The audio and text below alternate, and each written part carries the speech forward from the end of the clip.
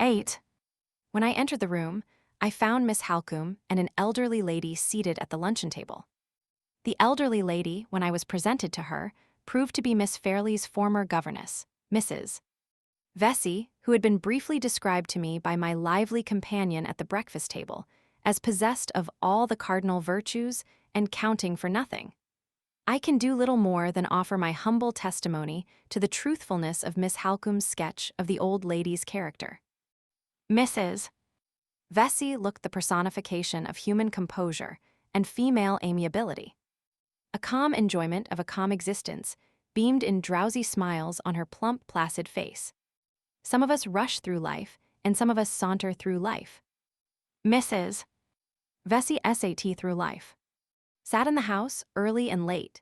Sat in the garden. Sat in unexpected window seats in passages. Sat on a camp stool when her friends tried to take her out walking. Sat before she looked at anything, before she talked of anything, before she answered yes or no to the commonest question. Always with the same serene smile on her lips, the same vacantly attentive turn of the head, the same snugly comfortable position of her hands and arms under every possible change of domestic circumstances. A mild, a compliant, an unutterably tranquil and harmless old lady, who never by any chance suggested the idea that she had been actually alive since the hour of her birth. Nature has so much to do in this world, and is engaged in generating such a vast variety of coexistent productions, that she must surely be now and then too flurried and confused to distinguish between the different processes that she is carrying on at the same time. Starting from this point of view, it will always remain my private persuasion that nature was absorbed in making cabbages when Mrs. Vesey was born, and that the good lady suffered the consequences of a vegetable preoccupation in the mind of the mother of us all. Now, Mrs. Vesey, said Miss Halcombe, looking brighter, sharper, and readier than ever, by contrast with the undemonstrative old lady at her side, what will you have? A cutlet. Mrs. Vesey crossed her dimpled hands on the edge of the table, smiled placidly, and said, Yes, dear. What is that opposite Mr. Hartright? Boiled chicken, is it not? I thought you liked boiled chicken better than cutlet, Mrs. Vesey. Mrs. Vesey took her dimpled hands off the edge of the table and crossed them on her lap instead, nodded contemplatively at the boiled chicken, and said, Yes, dear. Well, but which will you have today? Shall Mr. Hartright give you some chicken? Or shall I give you some cutlet? Mrs. Vesey put one of her dimpled hands back again on the edge of the table, hesitated drowsily, and said, Which you please, dear. Mercy on me.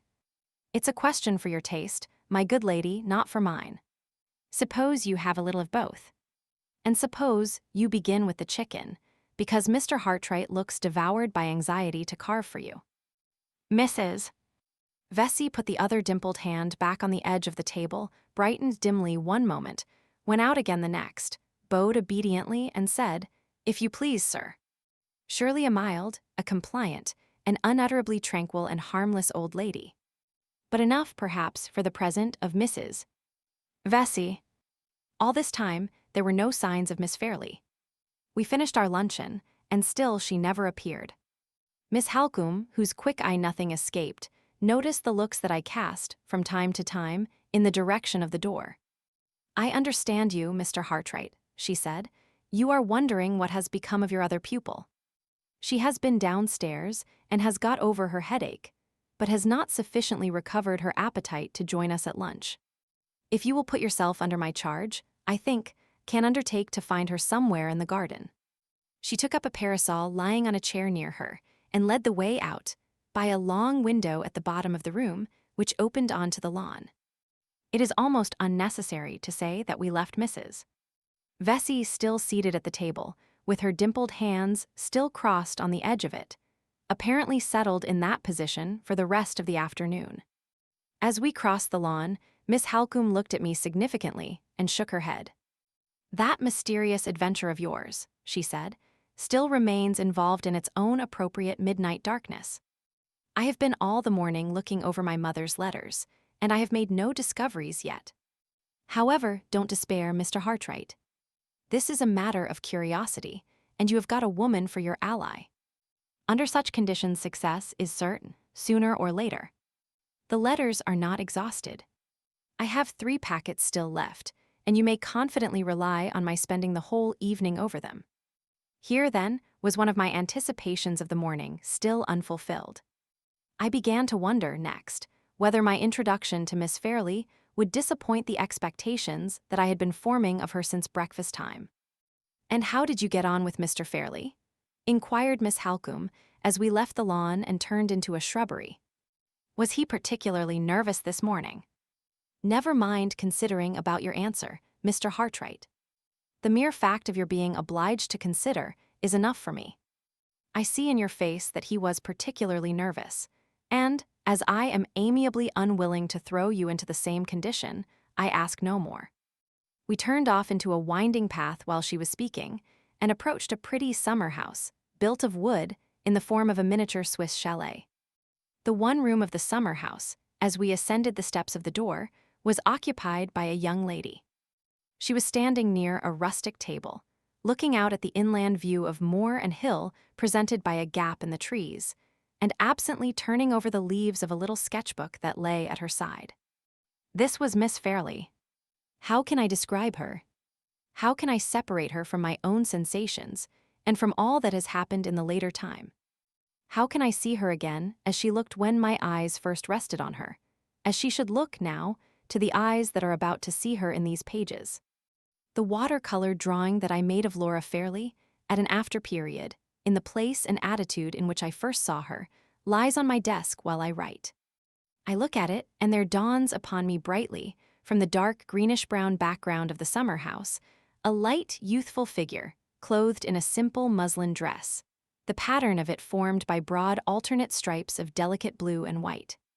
A scarf of the same material sits crisply and closely round her shoulders, and a little straw hat of the natural color, plainly and sparingly trimmed with ribbon to match the gown, covers her head and throws its soft, pearly shadow over the upper part of her face. Her hair is of so faint and pale a brown, not flaxen and yet almost as light, not golden and yet almost as glossy, that it nearly melts here and there into the shadow of the hat. It is plainly parted and drawn back over her ears, and the line of it ripples naturally as it crosses her forehead. The eyebrows are rather darker than the hair, and the eyes are of that soft, limpid, turquoise blue, so often sung by the poets, so seldom seen in real life.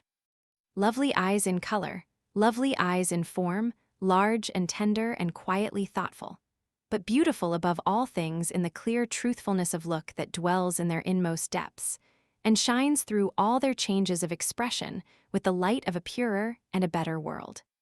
The charm, most gently and yet most distinctly expressed, which they shed over the whole face, so covers and transforms its little natural human blemishes elsewhere, that it is difficult to estimate the relative merits and defects of the other features. It is hard to see that the lower part of the face is too delicately refined away towards the chin to be in full and fair proportion with the upper part, that the nose, in escaping the aquiline bend, always hard and cruel in a woman, no matter how abstractedly perfect it may be, has erred a little in the other extreme, and has missed the ideal straightness of line, and that the sweet, sensitive lips are subject to a slight nervous contraction when she smiles, which draws them upward a little at one corner, towards the cheek. It might be possible to note these blemishes in another woman's face, but it is not easy to dwell on them in hers, so subtly are they connected with all that is individual and characteristic in her expression, and so closely does the expression depend for its full play and life, in every other feature, on the moving impulse of the eyes. Does my poor portrait of her, my fond, patient labor of long and happy days, show me these things? Ah, how few of them are in the dim mechanical drawing, and how many in the mind with which I regard it. A fair, delicate girl, in a pretty light dress, trifling with the leaves of a sketchbook, while she looks up from it with truthful, innocent blue eyes. That is all the drawing can say. All, perhaps, that even the deeper reach of thought and pen can say in their language either. The woman who first gives life, light, and form to our shadowy conceptions of beauty fills a void in our spiritual nature that has remained unknown to us till she appeared. Sympathies that lie too deep for words, too deep almost for thoughts, are touched, at such times, by other charms than those which the senses feel, and which the resources of expression can realize. The mystery which underlies the beauty of women is never raised above the reach of all expression, until it has claimed kindred with the deeper mystery in our own souls. Then, and then only, has it passed beyond the narrow region on which light falls in this world, from the pencil and the pen. Think of her as you thought of the first woman who quickened the pulses within you that the rest of her sex had no art to stir. Let the kind, candid blue eyes meet yours, as they met mine, with the one matchless look which we both remember so well. Let her voice speak the music that you once loved best, attuned as sweetly to your ear as to mine. Let her footstep, as she comes and goes in these pages, be like that other footstep to whose airy fall your own heart once beat time. Take her as the visionary nursling of your own fancy, and she will grow upon you all the more clearly as the living woman who dwells in mine. Among the sensations that crowded on me, when my eyes first looked upon her, familiar sensations which we all know, which spring to life in most of our hearts, die again in so many, and renew their bright existence in so few, there was one that troubled and perplexed me, one that seemed strangely inconsistent and unaccountably out of place in Miss Fairlie's presence. Mingling with the vivid impression produced by the charm of her fair face and head, her sweet expression, and her winning simplicity of manner, was another impression, which, in a shadowy way, suggested to me the idea of something wanting. At one time, it seemed like something wanting in her. At another, like something wanting in myself, which hindered me from understanding her as I ought. The impression was always strongest in the most contradictory manner when she looked at me, or, in other words, when I was most conscious of the harmony and charm of her face, and yet, at the same time, most troubled by the sense of an incompleteness which it was impossible to discover. Something wanting, and where it was, and what it was I could not say. The effect of this curious caprice of fancy, as I thought it then, was not of a nature to set me at my ease during a first interview with Miss Fairlie. The few kind words of welcome, which she spoke, found me hardly self-possessed enough to thank her in the customary phrases of reply. Observing my hesitation, and no doubt attributing it, naturally enough, to some momentary shyness on my part, Miss Halcombe took the business of talking, as easily and readily as usual, into her own hands. "Look there, Mr. Hartright," she said, pointing to the sketchbook on the table, and to the little delicate wandering hand that was still trifling with it. "Surely you will acknowledge that your model pupil is found at last." The moment she hears that you are in the house, she seizes her inestimable sketchbook, looks universal nature straight in the face, and longs to begin. Miss Fairlie laughed with a ready good humor, which broke out as brightly as if it had been part of the sunshine above us, over her lovely face. "I must not take credit to myself where no credit is due," she said, her clear, truthful blue eyes looking alternately at Miss Halcombe and at me. "Fond as I am of drawing, I am so conscious of my own ignorance that I am more afraid than anxious to begin.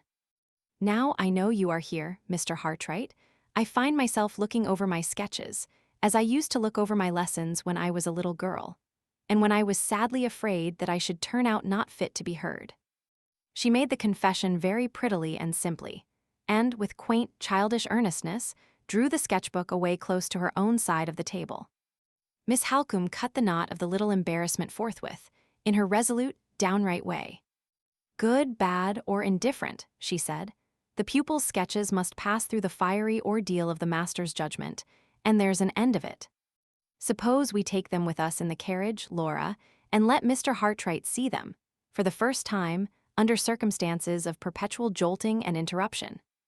If we can only confuse him all through the drive, between nature as it is, when he looks up at the view, and nature as it is not when he looks down again at our sketchbooks, we shall drive him into the last desperate refuge of paying us compliments, and shall slip through his professional fingers with our pet feathers of vanity all unruffled."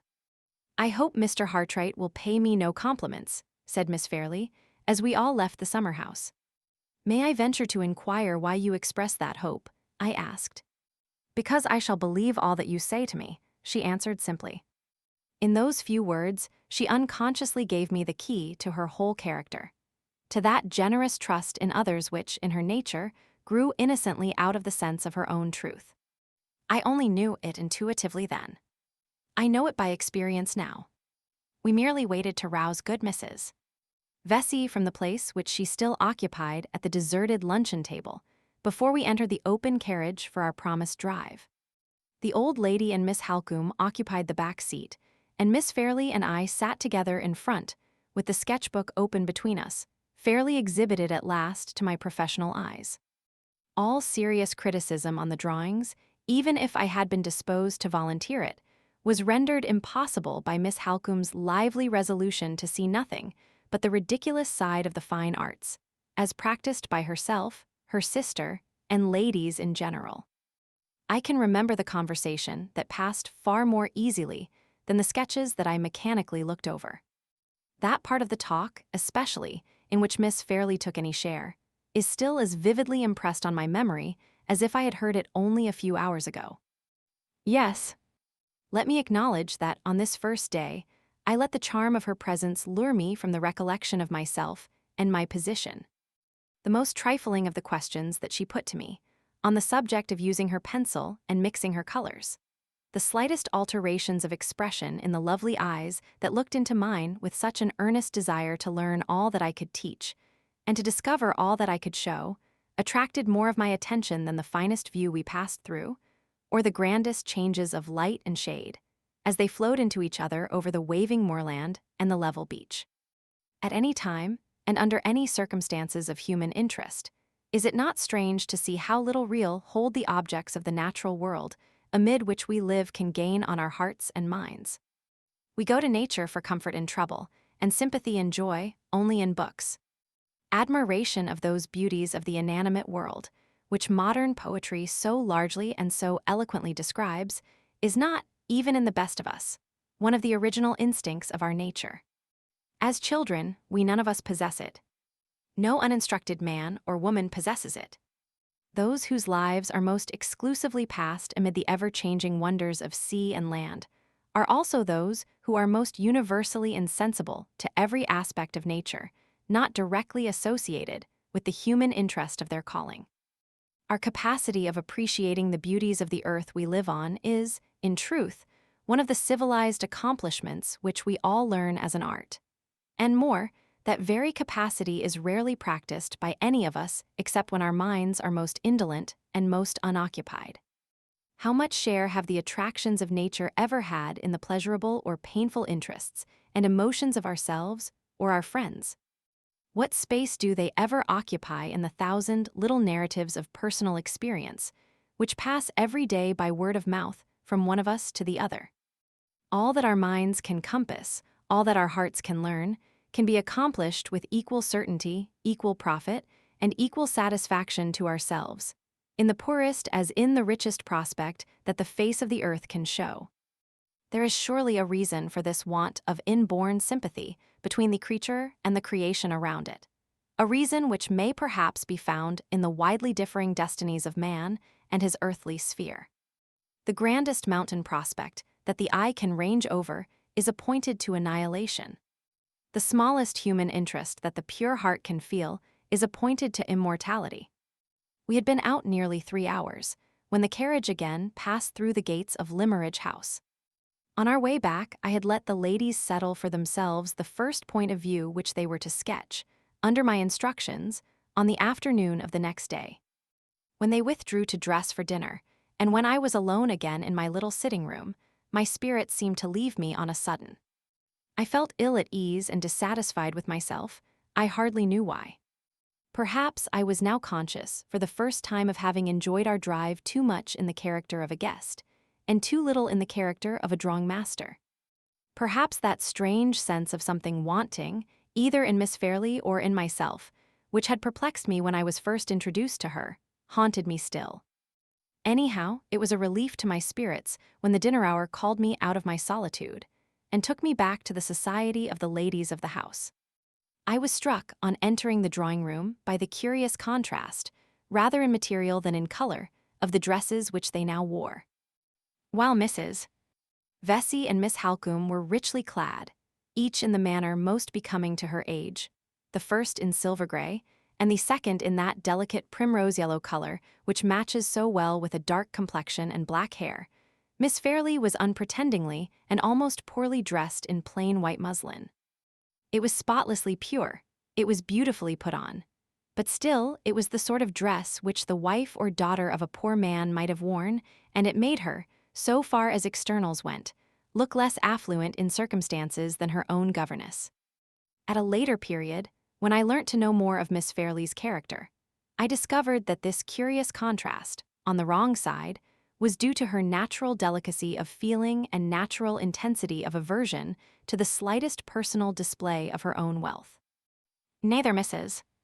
Vesey nor Miss Halcombe could ever induce her to let the advantage in dress desert the two ladies who were poor, to lean to the side of the one lady who was rich. When the dinner was over, we returned together to the drawing-room. Although Mr. Fairlie, emulating the magnificent condescension of the monarch who had picked up Titian's brush for him, had instructed his butler to consult my wishes in relation to the wine that I might prefer after dinner, I was resolute enough to resist the temptation of sitting in solitary grandeur among bottles of my own choosing, and sensible enough to ask the ladies' permission to leave the table with them habitually, on the civilized foreign plan. During the period of my residence at Limmeridge House, the drawing-room, to which we had now withdrawn for the rest of the evening, was on the ground floor and was of the same shape and size as the breakfast-room. Large glass doors at the lower end opened on to a terrace, beautifully ornamented along its whole length with a profusion of flowers. The soft, hazy twilight was just shading leaf and blossom alike into harmony with its own sober hues as we entered the room, and the sweet evening scent of the flowers met us with its fragrant welcome through the open glass doors. Good Mrs. Vesey, always the first of the party to sit down, took possession of an armchair in a corner, and dozed off comfortably to sleep. At my request, Miss Fairlie placed herself at the piano. As I followed her to a seat near the instrument, I saw Miss Halcombe retire into a recess of one of the side windows, to proceed with the search through her mother's letters by the last quiet rays of the evening light.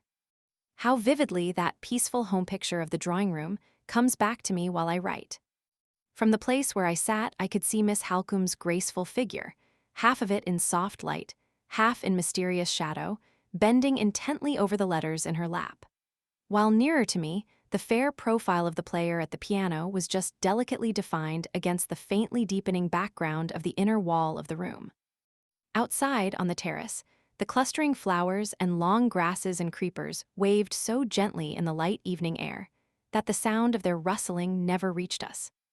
The sky was without a cloud, and the dawning mystery of moonlight began to tremble already in the region of the eastern heaven. The sense of peace and seclusion soothed all thought and feeling into a rapt, unearthly repose, and the balmy quiet, that deepened ever with the deepening light, seemed to hover over us with a gentler influence still, when there stole upon it from the piano the heavenly tenderness of the music of Mozart. It was an evening of sights and sounds never to forget. We all sat silent in the places we had chosen, Mrs. Vesey still sleeping, Miss Fairlie still playing, Miss Halcombe still reading, till the light failed us. By this time, the moon had stolen round to the terrace, and soft, mysterious rays of light were slanting already across the lower end of the room. The change from the twilight obscurity was so beautiful that we banished the lamps, by common consent, when the servant brought them in, and kept the large room unlighted, except by the glimmer of the two candles at the piano. For half an hour more, the music still went on. After that, the beauty of the moonlight view on the terrace tempted Miss Fairlie out to look at it, and I followed her. When the candles at the piano had been lighted, Miss Halcombe had changed her place, so as to continue her examination of the letters by their assistance. We left her, on a low chair, at one side of the instrument, so absorbed over her reading that she did not seem to notice when we moved. We had been out on the terrace together, just in front of the glass doors, hardly so long as 5 minutes, I should think. And Miss Fairlie was, by my advice, just tying her white handkerchief over her head as a precaution against the night air, when I heard Miss Halcombe's voice, low, eager, and altered from its natural, lively tone, pronounce my name. "Mr. Hartright," she said, "will you come here for a minute? I want to speak to you." I entered the room again immediately. The piano stood about halfway down, along the inner wall. On the side of the instrument farthest from the terrace, Miss Halcombe was sitting with the letters scattered on her lap, and with one in her hand selected from them and held close to the candle. On the side nearest to the terrace, there stood a low ottoman, on which I took my place. In this position, I was not far from the glass doors, and I could see Miss Fairley plainly, as she passed and repassed the opening onto the terrace, walking slowly from end to end of it in the full radiance of the moon. "I want you to listen while I read the concluding passages in this letter," said Miss Halcombe. "Tell me if you think they throw any light upon your strange adventure on the road to London. The letter is addressed by my mother to her second husband, Mr. Fairley, and the date refers to a period of between 11 and 12 years since. At that time, Mr. and Mrs. Fairley and my half-sister Laura had been living for years in this house, and I was away from them completing my education at a school in Paris." She looked and spoke earnestly, and, as I thought, a little uneasily as well. At the moment when she raised the letter to the candle before beginning to read it, Miss Fairley passed us on the terrace, looked in for a moment, and seeing that we were engaged, slowly walked on. Miss Halcombe began to read as follows. "You will be tired, my dear Philip, of hearing perpetually about my schools and my scholars. Lay the blame, pray, on the dull uniformity of life at Limmeridge, and not on me. Besides, this time I have something really interesting to tell you about a new scholar. You know old Mrs. Kemp at the village shop? Well, after years of ailing, the doctor has at last given her up, and she is dying slowly day by day. Her only living relation, a sister, arrived last week to take care of her. This sister comes all the way from Hampshire. Her name is Mrs. Catherick. 4 days ago, Mrs. Catherick came here to see me and brought her only child with her, a sweet little girl about a year older than our darling Laura." As the last sentence fell from the reader's lips, Miss Fairley passed us on the terrace once more. She was softly singing to herself one of the melodies which she had been playing earlier in the evening. Miss Halcombe waited till she had passed out of sight again, and then went on with the letter. "Mrs. Catherick is a decent, well-behaved, respectable woman, middle-aged, and with the remains of having been only moderately, nice-looking. There is something in her manner and in her appearance, however, which I can't make out. She is reserved about herself to the point of downright secrecy, and there is a look in her face, I can't describe it, which suggests to me that she has something on her mind. She is altogether what you would call a walking mystery. Her errand at Limmeridge House, however, was simple enough. When she left Hampshire to nurse her sister, Mrs. Kemp, through her last illness, she had been obliged to bring her daughter with her, through having no one at home to take care of the little girl. Mrs. Kemp may die in a week's time, or may linger on for months, and Mrs. Catherick's object was to ask me to let her daughter, Anne, have the benefit of attending my school, subject to the condition of her being removed from it to go home again with her mother, after Mrs. Kemp's death. I consented at once, and when Laura and I went out for our walk, we took the little girl, who is just 11 years old, to the school that very day. Once more Miss Fairley's figure, bright and soft in its snowy muslin dress, her face prettily framed by the white folds of the handkerchief which she had tied under her chin, passed by us in the moonlight. Once more Miss Halcombe waited till she was out of sight, and then went on. "I have taken a violent fancy, Philip, to my new scholar, for a reason which I mean to keep till the last for the sake of surprising you. Her mother having told me as little about the child as she told me of herself, I was left to discover, which I did on the first day when we tried her at lessons, that the poor little thing's intellect is not developed as it ought to be at her age. Seeing this, I had her up to the house the next day, and privately arranged with the doctor to come and watch her and question her, and tell me what he thought. His opinion is that she will grow out of it. But he says her careful bringing up at school is a matter of great importance just now, because her unusual slowness in acquiring ideas implies an unusual tenacity in keeping them, when they are once received into her mind. Now, my love, you must not imagine, in your offhand way, that I have been attaching myself to an idiot. This poor little Anne Catherick is a sweet, affectionate, grateful girl, and says the quaintest, prettiest things, as you shall judge by an instance, in the most oddly sudden, surprised, half-frightened way. Although she is dressed very neatly, her clothes show a sad want of taste in color and pattern. So I arranged, yesterday, that some of our darling Laura's old white frocks and white hats should be altered for Anne Catherick, explaining to her that little girls of her complexion looked neater and better all in white than in anything else. She hesitated and seemed puzzled for a minute, then flushed up and appeared to understand. Her little hand clasped mine suddenly. She kissed it, Philip, and said, oh, so earnestly, I will always wear white as long as I live. It will help me to remember you, ma'am, and to think that I am pleasing you still when I go away and see you no more. This is only one specimen of the quaint things she says so prettily. Poor little soul. She shall have a stock of white frocks, made with good deep tucks, to let out for her as she grows.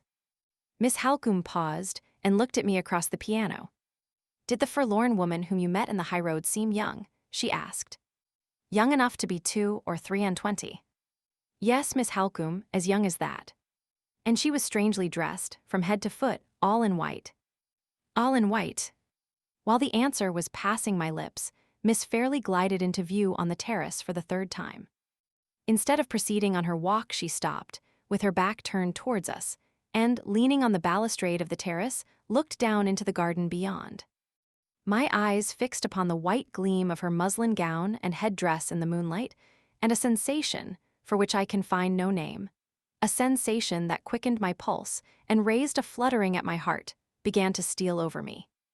All in white, Miss Halcombe repeated. The most important sentences in the letter, Mr. Hartright, are those at the end, which I will read to you immediately. But I can't help dwelling a little upon the coincidence of the white costume of the woman you met, and the white frocks which produced that strange answer from my mother's little scholar. The doctor may have been wrong when he discovered the child's defects of intellect, and predicted that she would grow out of them. She may never have grown out of them, and the old grateful fancy about dressing in white, which was a serious feeling to the girl, may be a serious feeling to the woman still. I said a few words in answer, I hardly know what. All my attention was concentrated on the white gleam of Miss Fairlie's muslin dress. Listen to the last sentences of the letter, said Miss Halcombe. I think they will surprise you. As she raised the letter to the light of the candle, Miss Fairlie turned from the balustrade, looked doubtfully up and down the terrace, advanced a step towards the glass doors, and then stopped, facing us. Meanwhile, Miss Halcombe read me the last sentences to which she had referred. And now, my love, seeing that I am at the end of my paper, now for the real reason, the surprising reason, for my fondness for little Anne Catherick. My dear Philip, although she is not half so pretty, she is, nevertheless, by one of those extraordinary caprices of accidental resemblance which one sometimes sees, the living likeness in her hair, her complexion, the color of her eyes, and the shape of her face. I started up from the ottoman before Miss Halcombe could pronounce the next words. A thrill of the same feeling which ran through me when the touch was laid upon my shoulder on the lonely highroad chilled me again. There stood Miss Fairlie, a white figure, alone in the moonlight, in her attitude, in the turn of her head, in her complexion, in the shape of her face, the living image at that distance, and under those circumstances, of the woman in white. The doubt which had troubled my mind for hours and hours, past flashed into conviction in an instant. That something wanting was my own recognition of the ominous likeness between the fugitive from the asylum and my pupil at Limmeridge House. You see it, said Miss Halcombe. She dropped the useless letter, and her eyes flashed as they met mine. You see it now, as my mother saw it 11 years since. I see it more unwillingly than I can say. To associate that forlorn, friendless, lost woman, even by an accidental likeness only, with Miss Fairlie, seems like casting a shadow on the future of the bright creature who stands looking at us now. Let me lose the impression again, as soon as possible. Call her in, out of the dreary moonlight, pray call her in. Mr. Hartright, you surprise me. Whatever women may be, I thought that men in the 19th century were above superstition. Pray call her in. Hush, hush. She is coming of her own accord. Say nothing in her presence. Let this discovery of the likeness be kept a secret between you and me. Come in, Laura, come in and wake Mrs. Vesey with the piano. Mr. Hartright is petitioning for some more music, and he wants it, this time, of the lightest and liveliest kind. 9. So ended my eventful first day at Limmeridge House. Miss Halcombe and I kept our secret. After the discovery of the likeness, no fresh light seemed destined to break over the mystery of the woman in white. At the first safe opportunity, Miss Halcombe cautiously led her half-sister to speak of their mother, of old times, and of Anne Catherick. Miss Fairley's recollections of the little scholar at Limmeridge were, however, only of the most vague and general kind. She remembered the likeness between herself and her mother's favorite pupil as something which had been supposed to exist in past times, but she did not refer to the gift of the white dresses or to the singular form of words in which the child had artlessly expressed her gratitude for them. She remembered that Anne had remained at Limmeridge for a few months only, and had then left it to go back to her home in Hampshire, but she could not say whether the mother and daughter had ever returned or had ever been heard of afterwards. No further search on Miss Halcombe's part through the few letters of Mrs. Fairley's writing, which she had left unread, assisted in clearing up the uncertainties still left to perplex us. We had identified the unhappy woman whom I had met in the night time with Anne Catherick.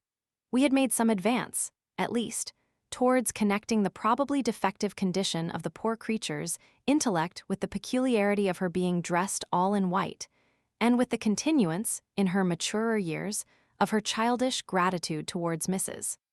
Fairley, and there, so far as we knew at that time, our discoveries had ended. The days passed on, the weeks passed on, and the track of the golden autumn wound its bright way visibly through the green summer of the trees. Peaceful, fast-flowing, happy time. My story glides by you now as swiftly as you once glided by me. Of all the treasures of enjoyment that you poured so freely into my heart, how much is left me that has purpose and value enough to be written on this page? Nothing but the saddest of all confessions that a man can make, the confession of his own folly.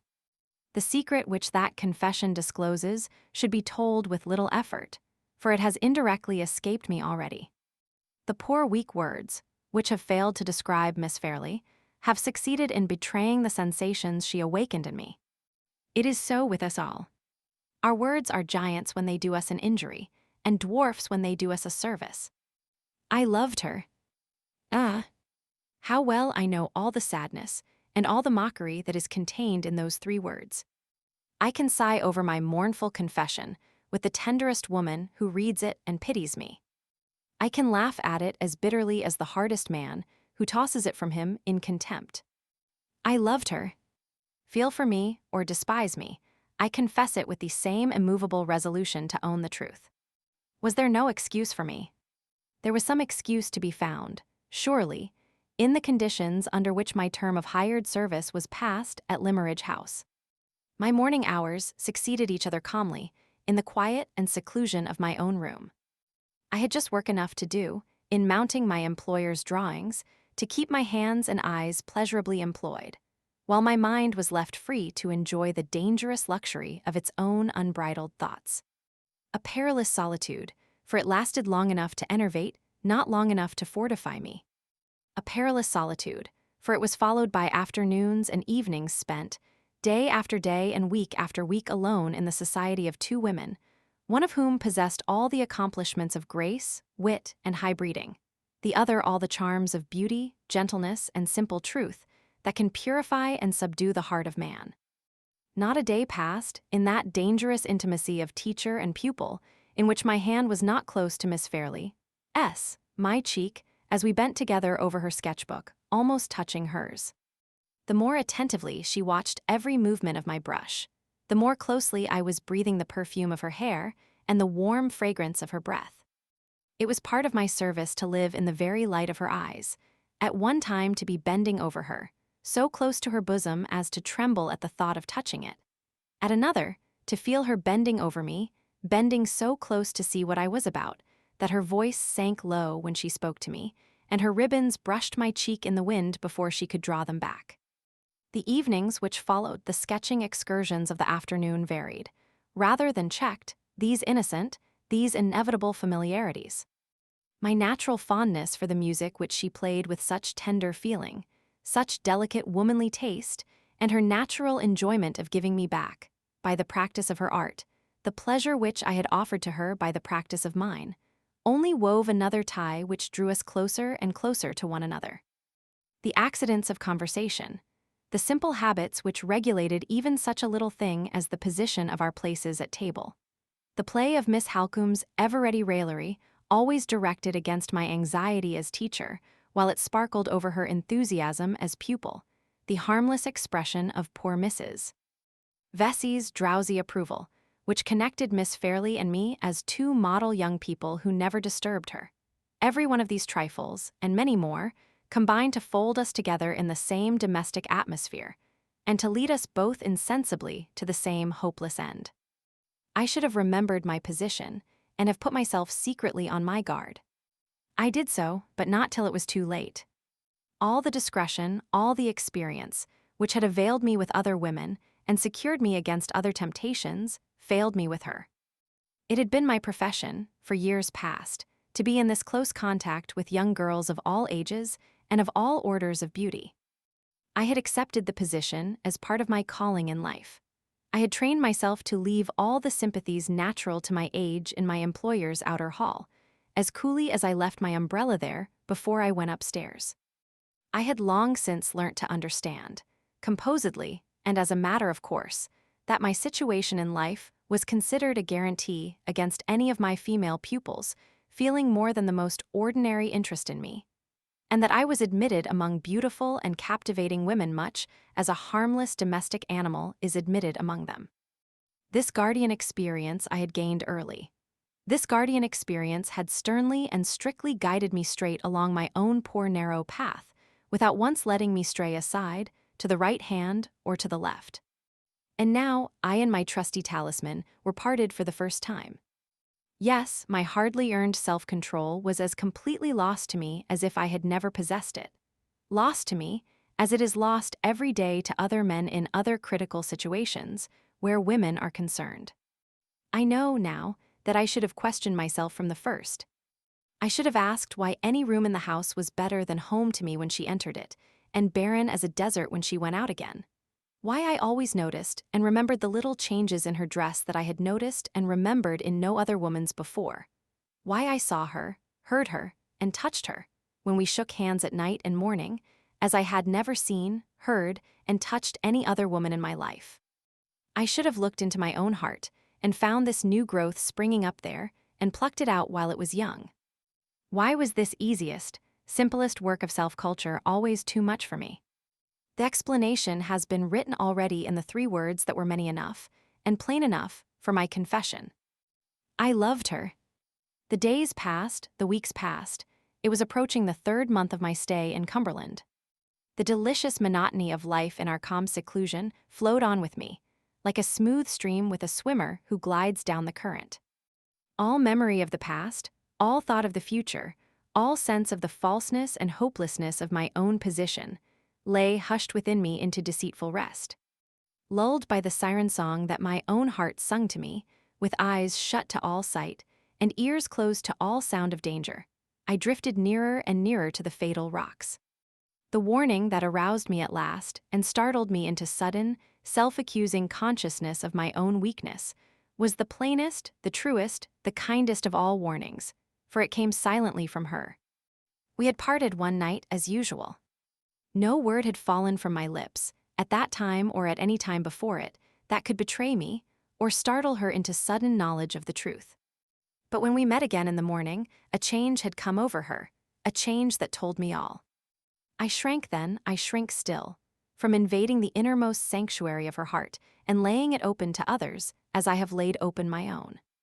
Let it be enough to say that the time when she first surprised my secret was, I firmly believe, the time when she first surprised her own, and the time, also, when she changed towards me in the interval of one night.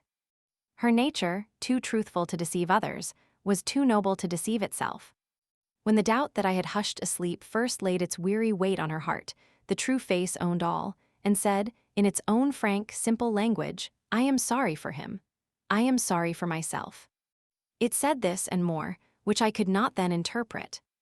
I understood but too well the change in her manner, to greater kindness and quicker readiness in interpreting all my wishes, before others, to constraint and sadness, and nervous anxiety to absorb herself in the first occupation she could seize on, whenever we happened to be left together alone.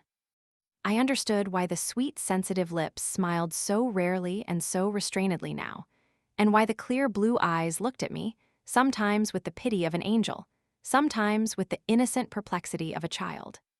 But the change meant more than this.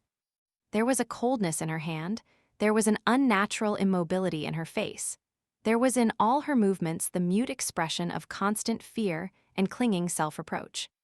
The sensations that I could trace to herself, and to me, the unacknowledged sensations that we were feeling in common, were not these. There were certain elements of the change in her that were still secretly drawing us together, and others that were, as secretly, beginning to drive us apart. In my doubt and perplexity, in my vague suspicion of something hidden which I was left to find by my own unaided efforts, I examined Miss Halcombe's looks and manner for enlightenment. Living in such intimacy as ours, no serious alteration could take place in any one of us which did not sympathetically affect the others. The change in Miss Fairlie was reflected in her half-sister. Although not a word escaped Miss Halcombe, which hinted at an altered state of feeling towards myself, her penetrating eyes had contracted a new habit of always watching me.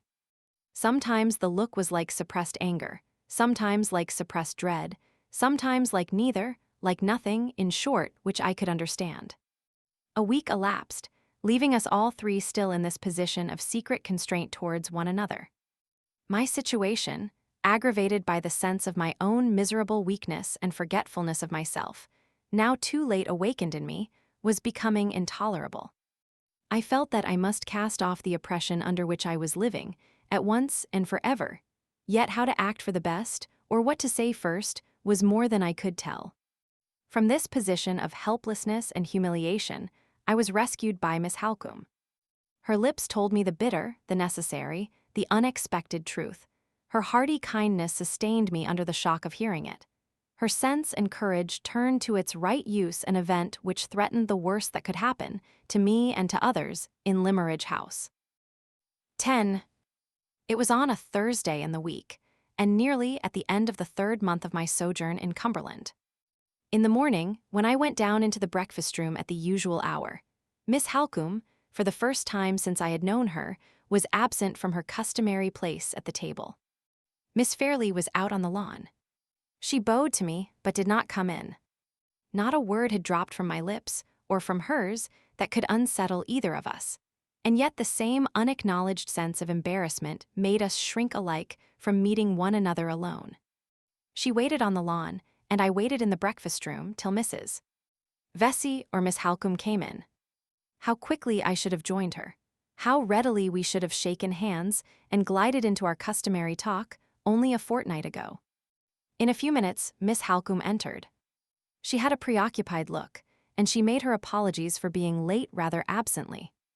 "I have been detained," she said, "by a consultation with Mr. Fairlie on a domestic matter which he wished to speak to me about."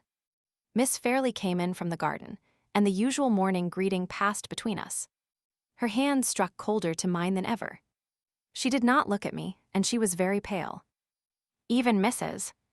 Vesey noticed it when she entered the room a moment after. "I suppose it is the change in the wind," said the old lady. "The winter is coming, ah, my love, the winter is coming soon." In her heart and in mine it had come already.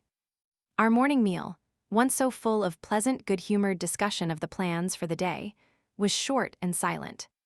Miss Fairlie seemed to feel the oppression of the long pauses in the conversation, and looked appealingly to her sister to fill them up. Miss Halcombe, after once or twice hesitating and checking herself, in a most uncharacteristic manner, spoke at last. "I have seen your uncle this morning, Laura," she said.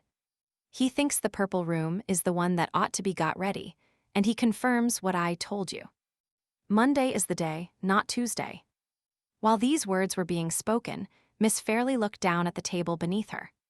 Her fingers moved nervously among the crumbs that were scattered on the cloth. The paleness on her cheeks spread to her lips, and the lips themselves trembled visibly. I was not the only person present who noticed this. Miss Halcombe saw it too, and at once set us the example of rising from table. Mrs. Vesey and Miss Fairley left the room together. The kind, sorrowful blue eyes looked at me, for a moment, with the prescient sadness of a coming and a long farewell. I felt the answering pang in my own heart, the pang that told me I must lose her soon and love her the more unchangeably for the loss. I turned towards the garden when the door had closed on her. Miss Halcombe was standing with her hat in her hand and her shawl over her arm by the large window that led out to the lawn, and was looking at me attentively. "Have you any leisure time to spare," she asked, "before you begin to work in your own room?" "Certainly, Miss Halcombe. I have always time at your service. I want to say a word to you in private, Mr. Hartright. Get your hat and come out into the garden. We are not likely to be disturbed there at this hour in the morning." As we stepped out onto the lawn, one of the under-gardeners, a mere lad, passed us on his way to the house with a letter in his hand. Miss Halcombe stopped him. "Is that letter for me?" she asked. "Nay, miss, it's just said to be for Miss Fairley," answered the lad, holding out the letter as he spoke. Miss Halcombe took it from him and looked at the address. "A strange handwriting," she said to herself. "Who can Laura's correspondent be? Where did you get this?" she continued, addressing the gardener. "Well, miss," said the lad, "I just got it from a woman." "What woman?" "A woman well stricken in age." "Oh, an old woman. Anyone you knew?" I canna tack it on mysel to say that she was other than a stranger to me. "Which way did she go?" "That gate," said the under-gardener, turning with great deliberation towards the south, and embracing the whole of that part of England with one comprehensive sweep of his arm. "Curious," said Miss Halcombe. "I suppose it must be a begging letter. There," she added, handing the letter back to the lad, "take it to the house and give it to one of the servants. And now, Mr. Hartright, if you have no objection, let us walk this way." She led me across the lawn, along the same path by which I had followed her on the day after my arrival at Limmeridge. At the little summer house, in which Laura Fairley and I had first seen each other, she stopped and broke the silence which she had steadily maintained while we were walking together. "What I have to say to you I can say here." With those words, she entered the summer house, took one of the chairs at the little round table inside, and signed to me to take the other.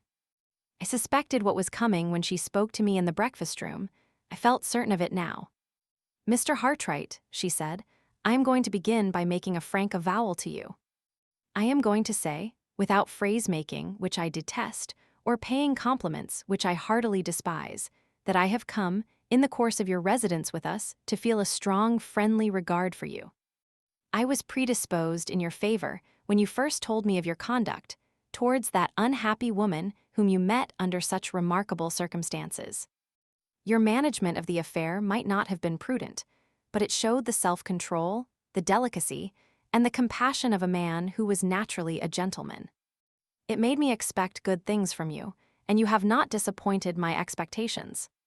She paused, but held up her hand at the same time, as a sign that she awaited no answer from me before she proceeded.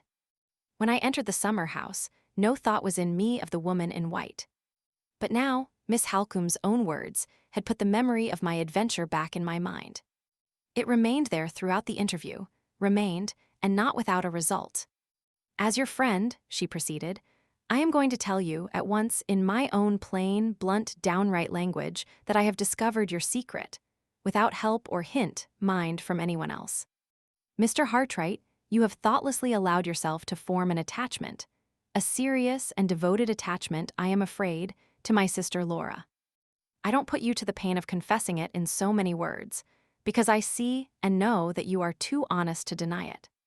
I don't even blame you, pity you for opening your heart to a hopeless affection.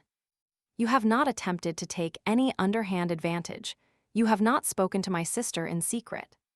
You are guilty of weakness and want of attention to your own best interests, but of nothing worse. If you had acted, in any single respect, less delicately and less modestly, I should have told you to leave the house without an instant's notice, or an instant's consultation of anybody.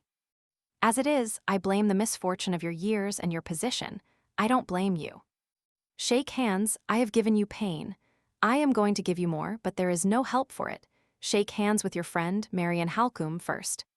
The sudden kindness, the warm, high-minded, fearless sympathy which met me on such mercifully equal terms, which appealed with such delicate and generous abruptness straight to my heart, my honor, and my courage, overcame me in an instant. I tried to look at her when she took my hand, but my eyes were dim. I tried to thank her, but my voice failed me. "Listen to me," she said, considerately avoiding all notice of my loss of self-control. "Listen to me, and let us get it over at once. It is a real true relief to me that I am not obliged, in what I have now to say, to enter into the question, the hard and cruel question as I think it, of social inequalities. Circumstances which will try you to the quick. Spare me the ungracious necessity of paining a man who has lived in friendly intimacy under the same roof with myself, by any humiliating reference to matters of rank and station. You must leave Limmeridge House, Mr. Hartright, before more harm is done. It is my duty to say that to you, and it would be equally my duty to say it, under precisely the same serious necessity, if you were the representative of the oldest and wealthiest family in England. You must leave us, not because you are a teacher of drawing." She waited a moment, turned her face full on me, and reaching across the table, laid her hand firmly on my arm. "Not because you are a teacher of drawing," she repeated, "but because Laura Fairley is engaged to be married." The last word went like a bullet to my heart. My arm lost all sensation of the hand that grasped it. I never moved and never spoke. The sharp autumn breeze that scattered the dead leaves at our feet came as cold to me. On a sudden, as if my own mad hopes were dead leaves too, whirled away by the wind like the rest. Hopes? Betrothed or not betrothed, she was equally far from me. Would other men have remembered that in my place? Not if they had loved her as I did. The pang passed, and nothing but the dull, numbing pain of it remained. I felt Miss Halcombe's hand again, tightening its hold on my arm, raised my head and looked at her. Her large black eyes were rooted on me, watching the white change on my face, which I felt and which she saw. "Crush it," she said. "Here, where you first saw her, crush it. Don't shrink under it like a woman. Tear it out, trample it underfoot like a man." The suppressed vehemence with which she spoke, the strength which her will, concentrated in the look she fixed on me, and in the hold on my arm that she had not yet relinquished, communicated to mine, steadied me. We both waited for a minute in silence. At the end of that time, I had justified her generous faith in my manhood. I had, outwardly at least, recovered my self-control. "Are you yourself again?" "Enough myself, Miss Halcombe, to ask your pardon and hers. Enough myself to be guided by your advice, and to prove my gratitude in that way, if I can prove it in no other." "You have proved it already," she answered, "by those words. Mr. Hartright, concealment is at an end between us. I cannot affect to hide from you what my sister has unconsciously shown to me. You must leave us for her sake, as well as for your own. Your presence here, your necessary intimacy with us, harmless as it has been, God knows, in all other respects, has unsteadied her and made her wretched. I, who love her better than my own life. I, who have learnt to believe in that pure, noble, innocent nature as I believe in my religion, know but too well the secret misery of self-reproach that she has been suffering since the first shadow of a feeling disloyal to her marriage engagement entered her heart in spite of her. I don't say, it would be useless to attempt to say it after what has happened, that her engagement has ever had a strong hold on her affections. It is an engagement of honor, not of love. Her father sanctioned it on his deathbed 2 years since. She herself neither welcomed it nor shrank from it. She was content to make it. Till you came here, she was in the position of hundreds of other women, who marry men without being greatly attracted to them or greatly repelled by them, and who learn to love them when they don't learn to hate, after marriage instead of before. I hope more earnestly than words can say, and you should have the self-sacrificing courage to hope too, that the new thoughts and feelings which have disturbed the old calmness and the old content have not taken root too deeply to be ever removed. Your absence, if I had less belief in your honor, and your courage and your sense I should not trust to them as I am trusting now, your absence will help my efforts, and time will help us all three. It is something to know that my first confidence in you was not all misplaced. It is something to know that you will not be less honest, less manly, less considerate towards the pupil whose relation to yourself you have had the misfortune to forget, than towards the stranger and the outcast whose appeal to you was not made in vain. Again the chance reference to the woman in white. Was there no possibility of speaking of Miss Fairley and of me without raising the memory of Anne Catherick, and setting her between us like a fatality that it was hopeless to avoid? Tell me what apology I can make to Mr. Fairley for breaking my engagement, I said. Tell me when to go after that apology is accepted. I promise implicit obedience to you and to your advice. Time is every way of importance, she answered. You heard me refer this morning to Monday next, and to the necessity of setting the Purple Room in order. The visitor whom we expect on Monday. I could not wait for her to be more explicit. Knowing what I knew now, the memory of Miss Fairley's look and manner at the breakfast table told me that the expected visitor at Limmeridge House was her future husband. I tried to force it back, but something rose within me at that moment stronger than my own will, and I interrupted Miss Halcombe. Let me go today, I said bitterly. The sooner the better. No, not today, she replied. The only reason you can assign to Mr. Fairley for your departure, before the end of your engagement, must be that an unforeseen necessity compels you to ask his permission to return at once to London. You must wait till tomorrow to tell him that, at the time when the post comes in, because he will then understand the sudden change in your plans, by associating it with the arrival of a letter from London. It is miserable and sickening to descend to deceit, even of the most harmless kind. But I know Mr. Fairley, and if you once excite his suspicions that you are trifling with him, he will refuse to release you. Speak to him on Friday morning. Occupy yourself afterwards, for the sake of your own interests with your employer, in leaving your unfinished work in as little confusion as possible, and quit this place on Saturday. It will be time enough then, Mr. Hartright, for you, and for all of us. Before I could assure her that she might depend on my acting in the strictest accordance with her wishes, we were both startled by advancing footsteps in the shrubbery. Someone was coming from the house to seek for us. I felt the blood rush into my cheeks and then leave them again. Could the third person who was fast approaching us, at such a time and under such circumstances, be Miss Fairley? It was a relief. So sadly, so hopelessly was my position towards her changed already. It was absolutely a relief to me when the person who had disturbed us appeared at the entrance of the summer house and proved to be only Miss Fairley's maid. Could I speak to you for a moment, miss? Said the girl, in rather a flurried, unsettled manner.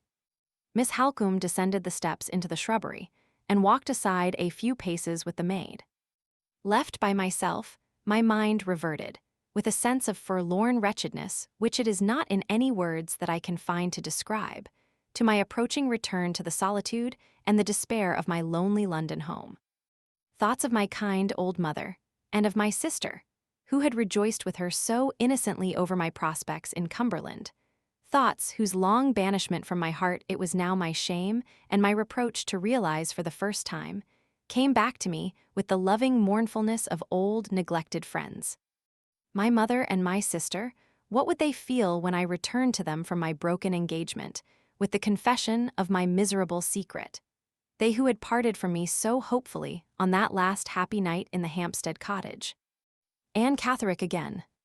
Even the memory of the farewell evening with my mother and my sister could not return to me, now unconnected with that other memory of the moonlight walk back to London. What did it mean? Were that woman and I to meet once more? It was possible at the least. Did she know that I lived in London?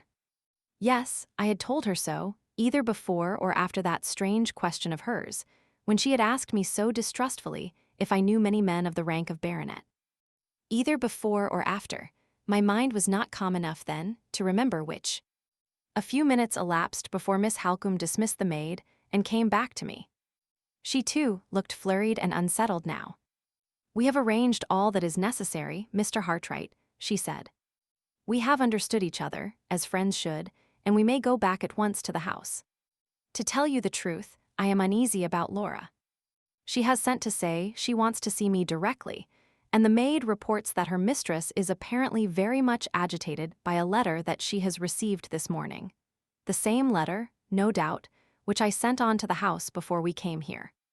We retraced our steps together hastily along the shrubbery path. Although Miss Halcombe had ended all that she thought it necessary to say on her side, I had not ended all that I wanted to say on mine. From the moment when I had discovered that the expected visitor at Limmeridge was Miss Fairlie's future husband, I had felt a bitter curiosity, a burning, envious eagerness to know who he was. It was possible that a future opportunity of putting the question might not easily offer, so I risked asking it on our way back to the house. "Now that you are kind enough to tell me we have understood each other, Miss Halcombe," I said, "now that you are sure of my gratitude for your forbearance and my obedience to your wishes, may I venture to ask who?" I hesitated. I had forced myself to think of him, but it was harder still to speak of him as her promised husband. Who the gentleman engaged to Miss Fairlie is.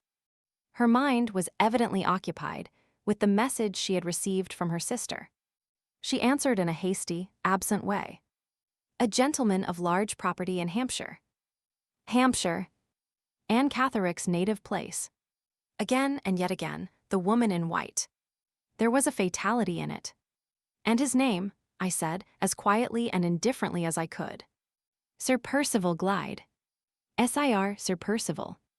Anne Catherick's question, that suspicious question about the men of the rank of baronet whom I might happen to know, had hardly been dismissed from my mind by Miss Halcombe's return to me in the summer house, before it was recalled again by her own answer.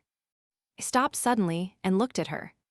"Sir Percival Glyde," she repeated, imagining that I had not heard her former reply. "Knight or baronet?" I asked, with an agitation that I could hide no longer. She paused for a moment, and then answered rather coldly. "Baronet, of course." 11. Not a word more was said, on either side, as we walked back to the house. Miss Halcombe hastened immediately to her sister's room, and I withdrew to my studio to set in order all of Mr. Fairlie's drawings, that I had not yet mounted and restored before I resigned them to the care of other hands. Thoughts that I had hitherto restrained, thoughts that made my position harder than ever to endure, crowded on me now that I was alone. She was engaged to be married, and her future husband was Sir Percival Glyde, a man of the rank of baronet and the owner of property in Hampshire. There were hundreds of baronets in England and dozens of landowners in Hampshire. Judging by the ordinary rules of evidence, I had not the shadow of a reason, thus far, for connecting Sir Percival Glyde with the suspicious words of inquiry that had been spoken to me by the woman in white. And yet I did connect him with them. Was it because he had now become associated in my mind with Miss Fairlie, Miss Fairlie being in her turn associated with Anne Catherick, since the night when I had discovered the ominous likeness between them? Had the events of the morning so unnerved me already that I was at the mercy of any delusion which common chances and common coincidences might suggest to my imagination? Impossible to say. I could only feel that what had passed between Miss Halcombe and myself, on our way from the summer house, had affected me very strangely. The foreboding of some undiscoverable danger lying hid from us, all in the darkness of the future, was strong on me. The doubt whether I was not linked already to a chain of events, which even my approaching departure from Cumberland would be powerless to snap asunder. The doubt whether we any of us saw the end as the end would really be, gathered more and more darkly over my mind. Poignant as it was, the sense of suffering caused by the miserable end of my brief, presumptuous love seemed to be blunted and deadened by the still stronger sense of something obscurely impending, something invisibly threatening, that time was holding over our heads. I had been engaged with the drawings little more than half an hour when there was a knock at the door. It opened on my answering, and to my surprise, Miss Halcombe entered the room. Her manner was angry and agitated.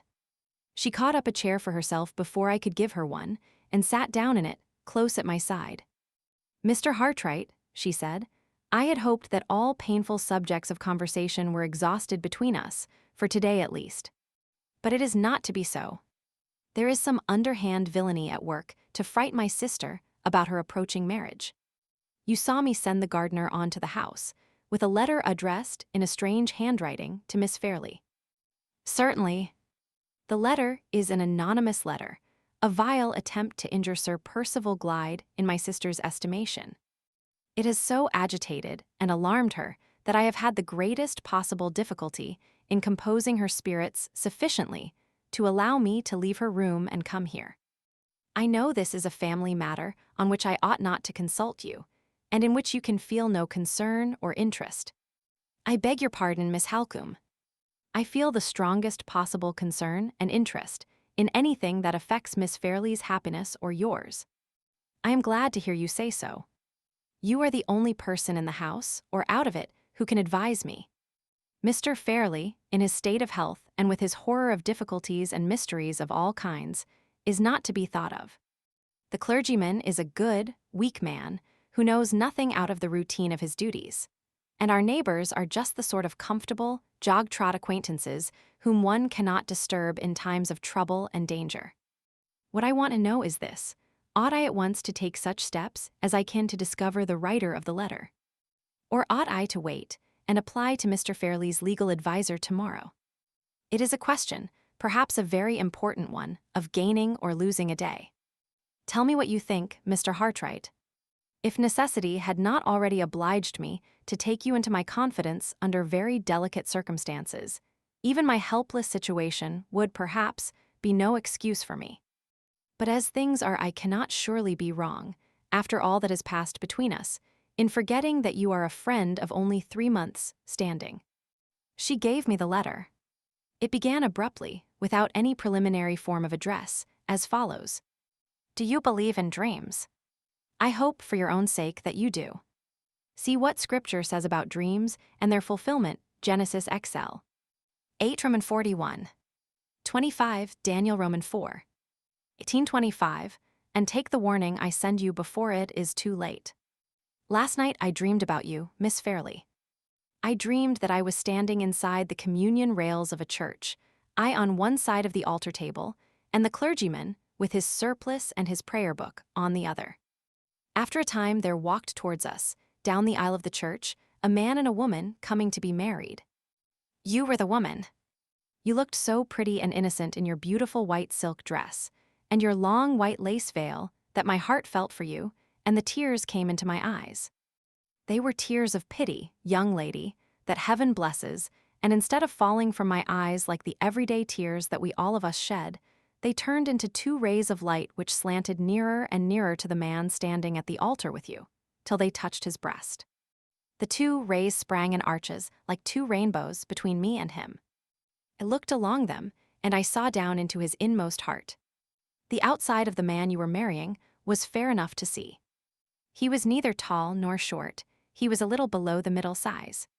A light, active, high-spirited man, about 45 years old to look at. He had a pale face, and was bald over the forehead, but had dark hair on the rest of his head. His beard was shaven on his chin, but was let to grow, of a fine rich brown on his cheeks and his upper lip.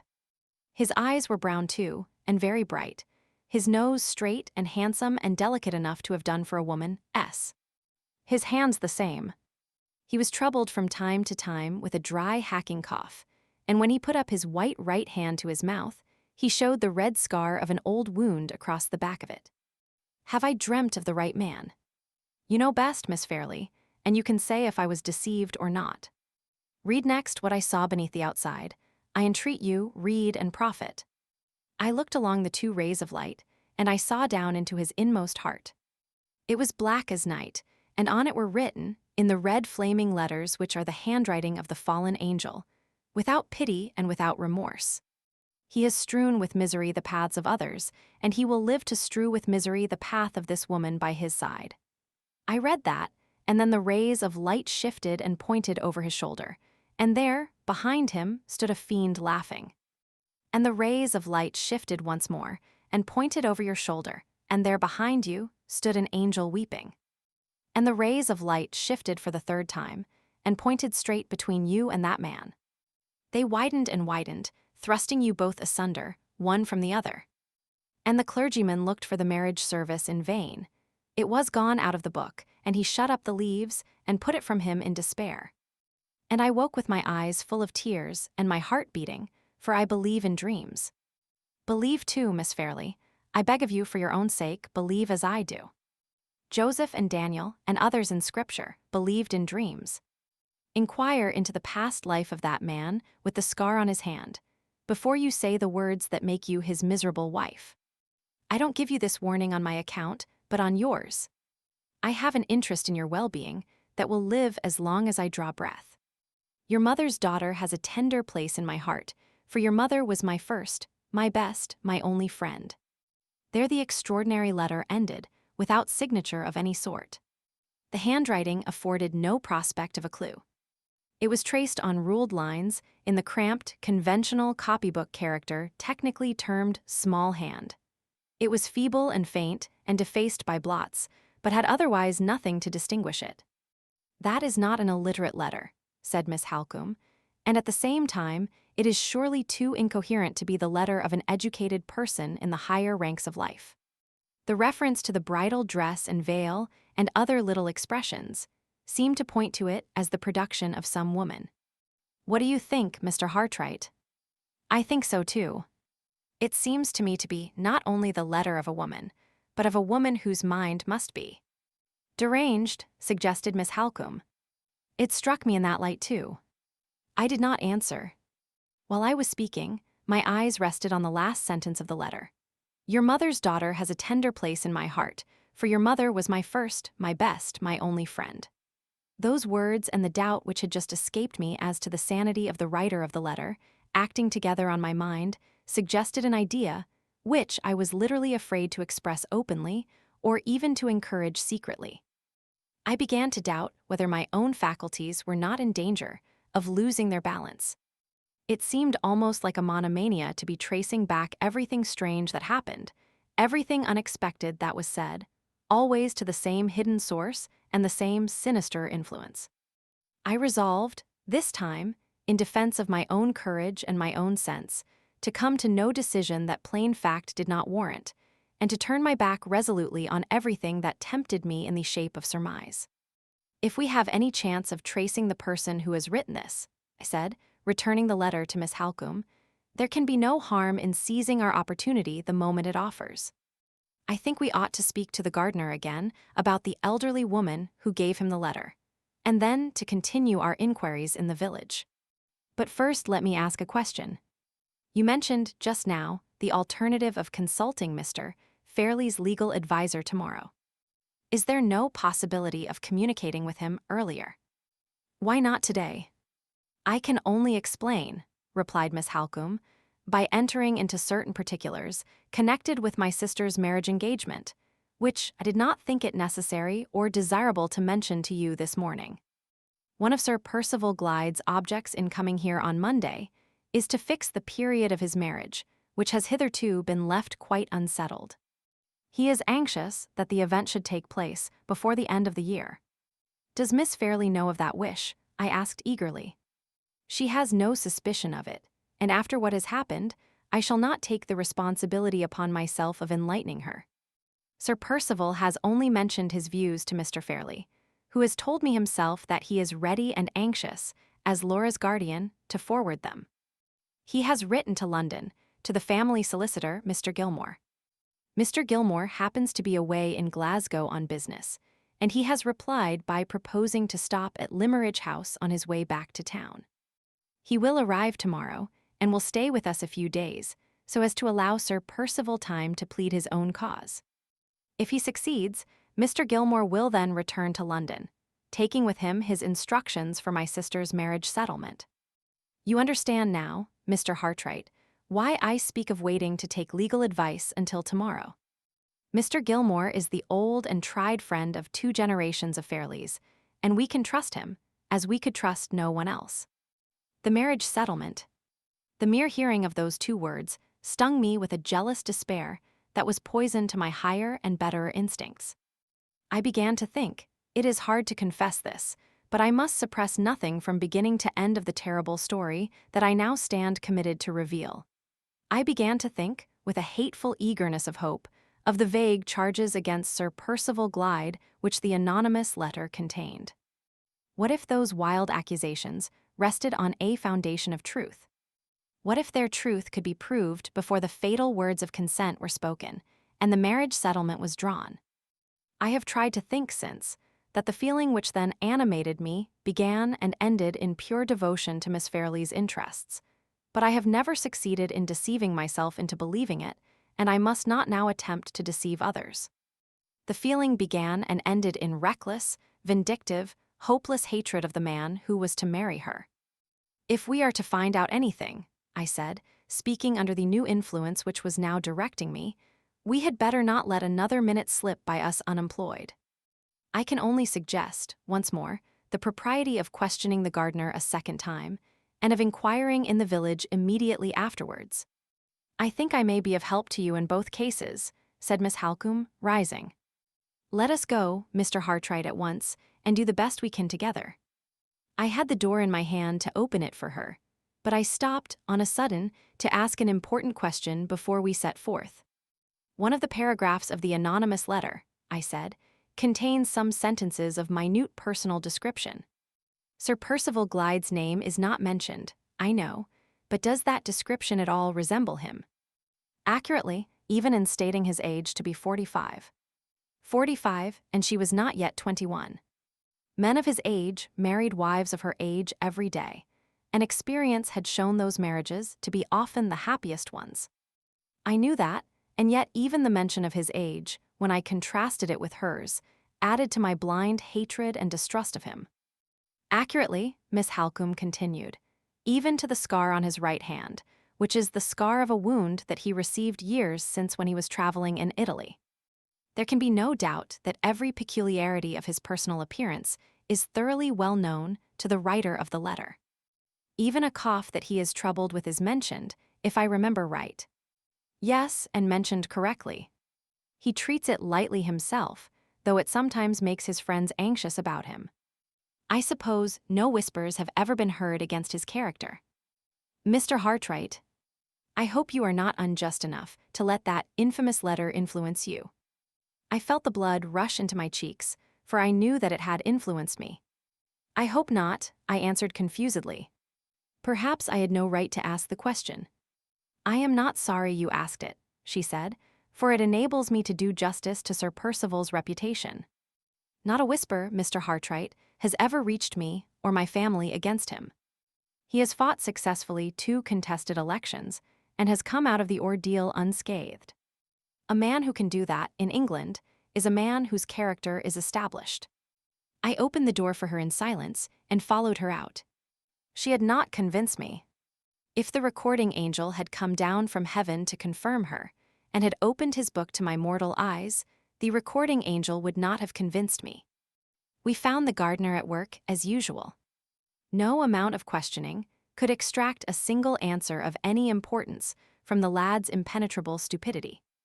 The woman who had given him the letter was an elderly woman. She had not spoken a word to him, and she had gone away towards the south in a great hurry. That was all the gardener could tell us. The village lay southward of the house. So to the village we went next.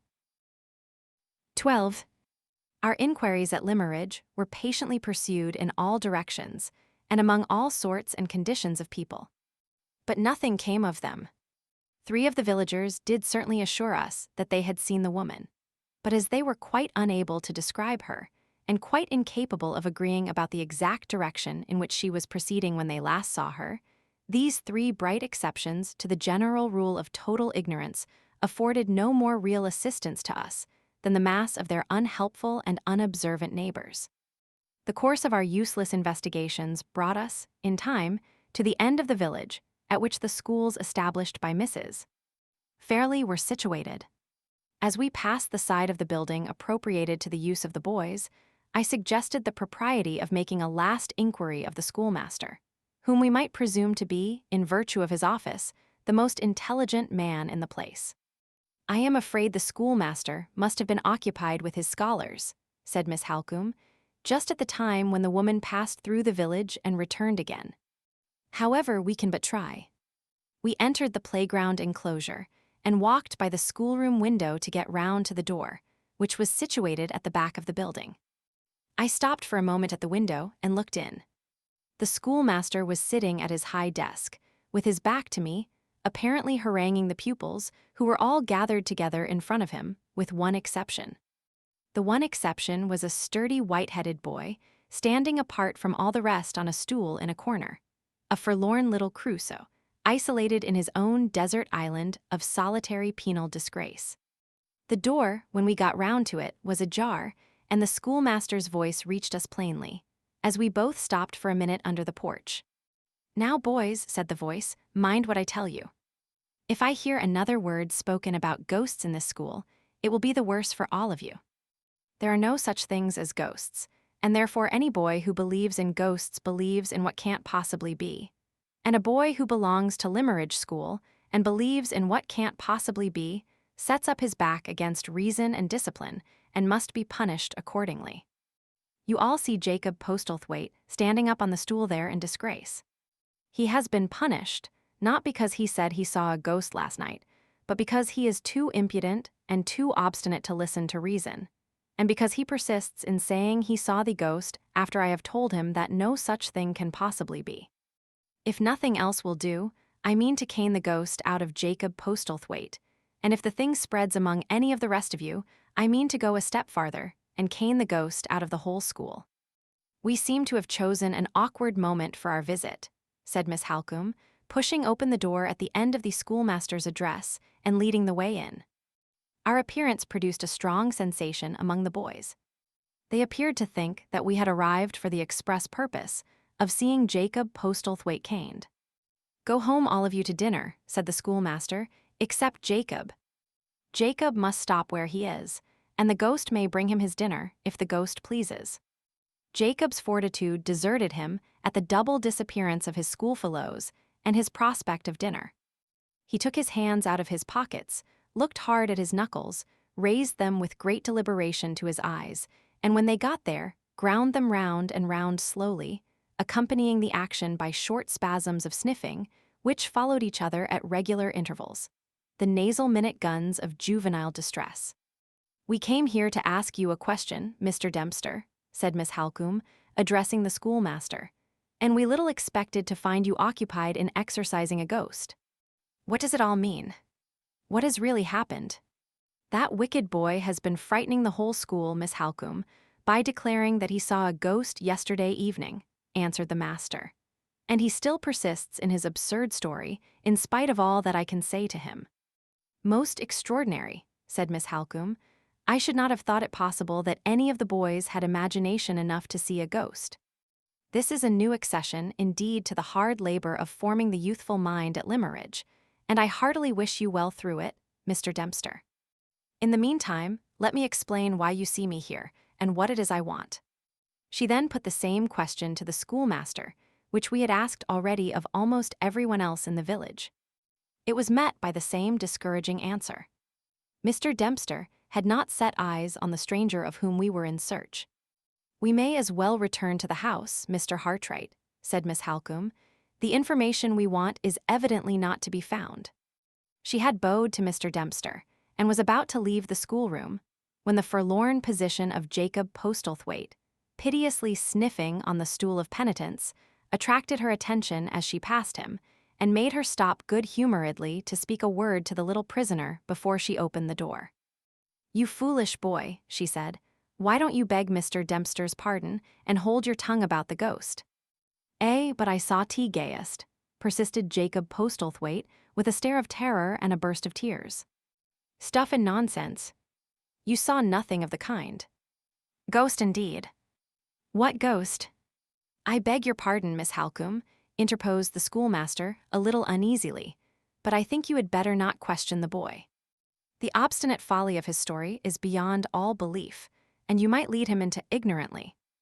"Ignorantly what?" inquired Miss Halcombe sharply.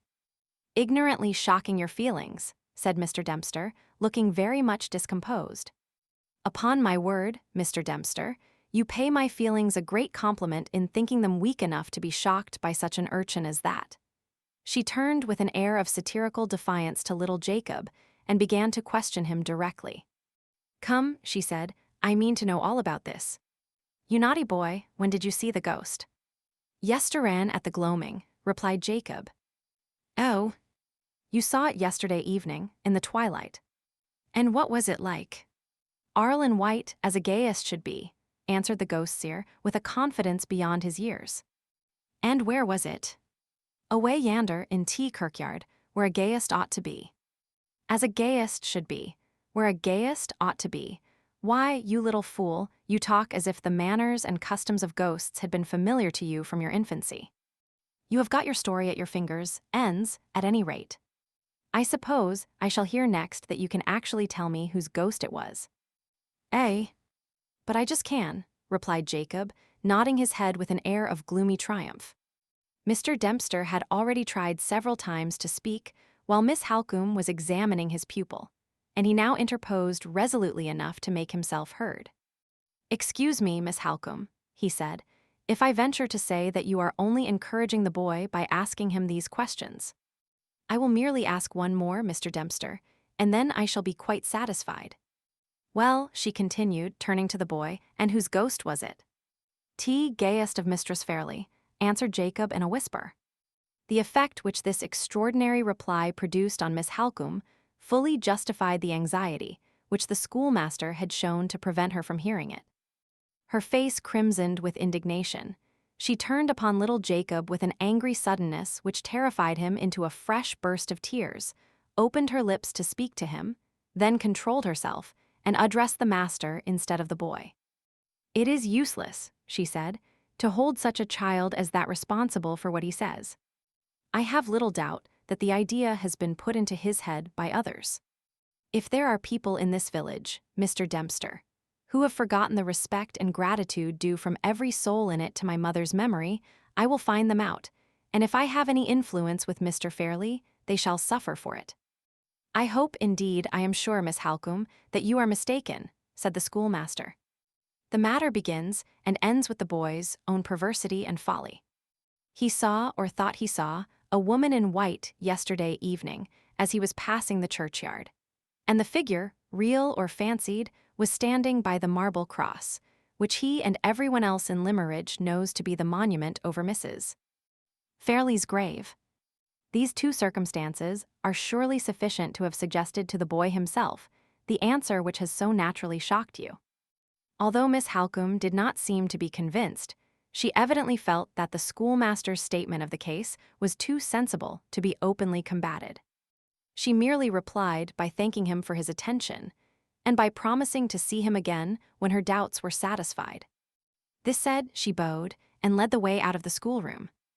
Throughout the whole of this strange scene one had stood apart, listening attentively and drawing my own conclusions.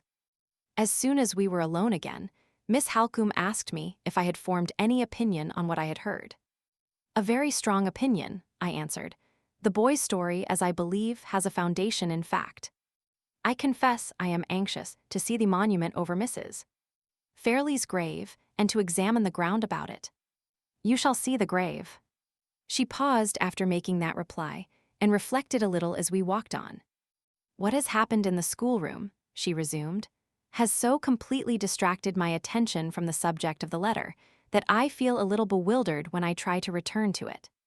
Must we give up all idea of making any further inquiries, and wait to place the thing in Mr. Gilmore's hands tomorrow? By no means, Miss Halcombe.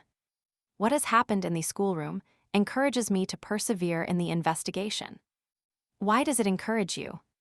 Because it strengthens a suspicion I felt when you gave me the letter to read. I suppose you had your reasons, Mr. Hartright, for concealing that suspicion from me till this moment. I was afraid to encourage it in myself. I thought it was utterly preposterous. I distrusted it as the result of some perversity in my own imagination. But I can do so no longer.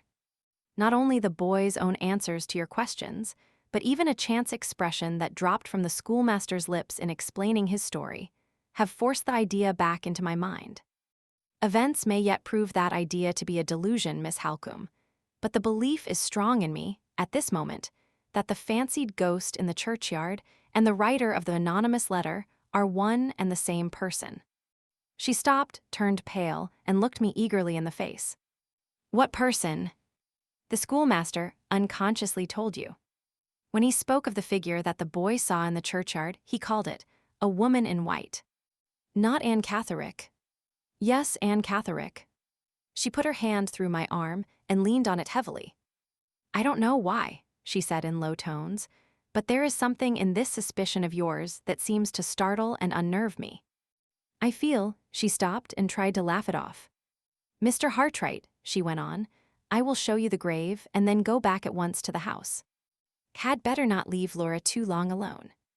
I had better go back and sit with her. We were close to the churchyard when she spoke. The church, a dreary building of gray stone, was situated in a little valley, so as to be sheltered from the bleak winds blowing over the moorland all round it. The burial ground advanced, from the side of the church, a little way up the slope of the hill. It was surrounded by a rough, low stone wall, and was bare and open to the sky, except at one extremity, where a brook trickled down the stony hillside, and a clump of dwarf trees threw their narrow shadows over the short, meager grass.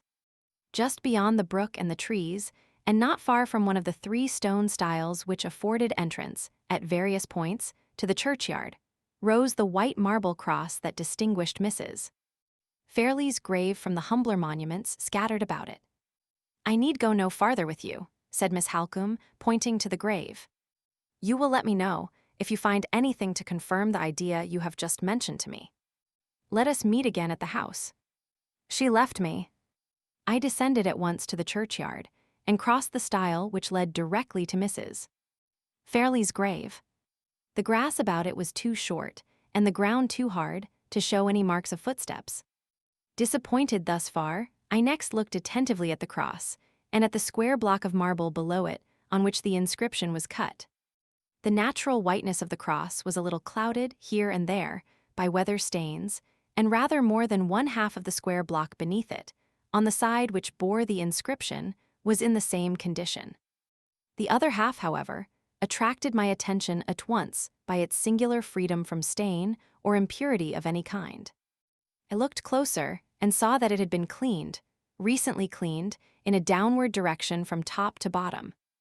The boundary line between the part that had been cleaned and the part that had not was traceable, wherever the inscription left a blank space of marble, sharply traceable as a line that had been produced by artificial means.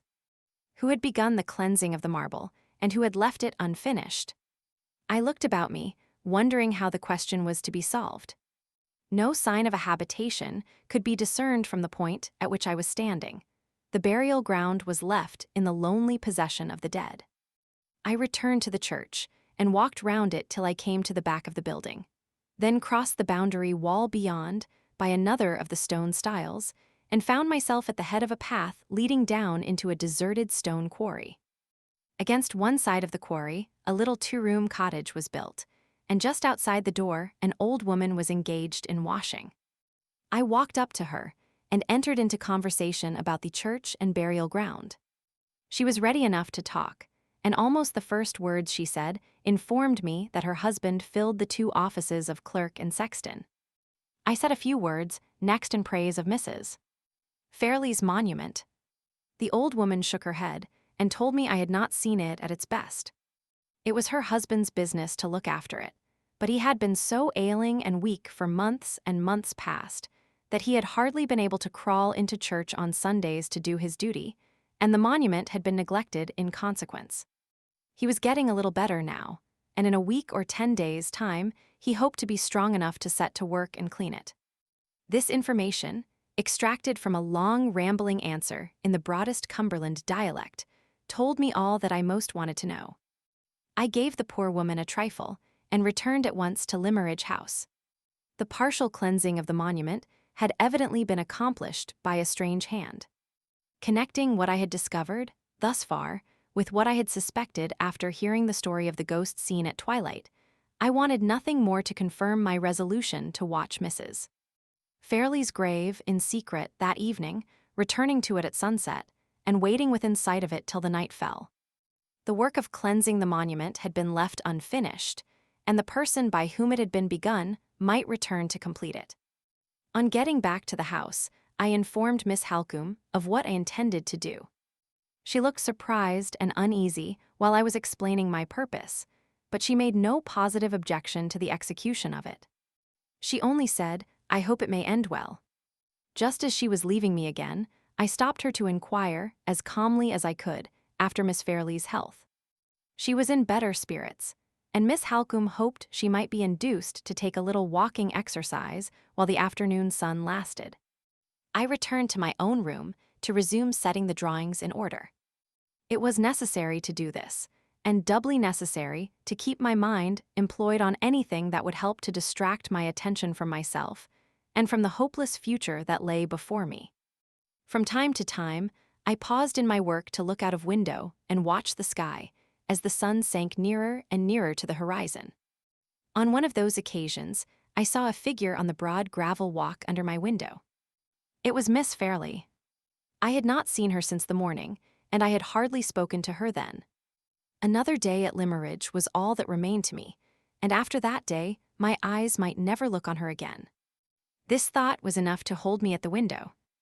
I had sufficient consideration for her to arrange the blind so that she might not see me if she looked up, but I had no strength to resist the temptation of letting my eyes, at least, follow her as far as they could on her walk. She was dressed in a brown cloak, with a plain black silk gown under it. On her head was the same simple straw hat, which she had worn on the morning when we first met. A veil was attached to it now, which hid her face from me. By her side trotted a little Italian greyhound, the pet companion of all her walks, smartly dressed in a scarlet cloth wrapper to keep the sharp air from his delicate skin. She did not seem to notice the dog.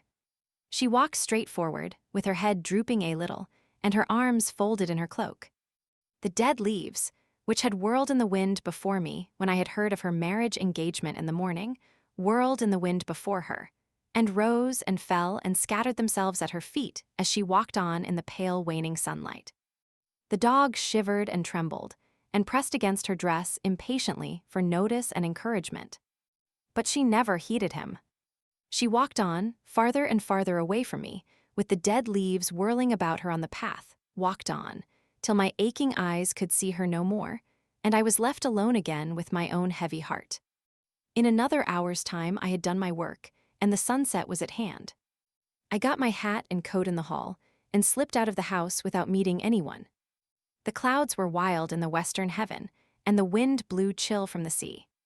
Far as the shore was, the sound of the surf swept over the intervening moorland, and beat drearily in my ears when I entered the churchyard. Not a living creature was in sight. The place looked lonelier than ever as I chose my position, and waited and watched, with my eyes on the white cross that rose over Mrs. Fairlie's grave.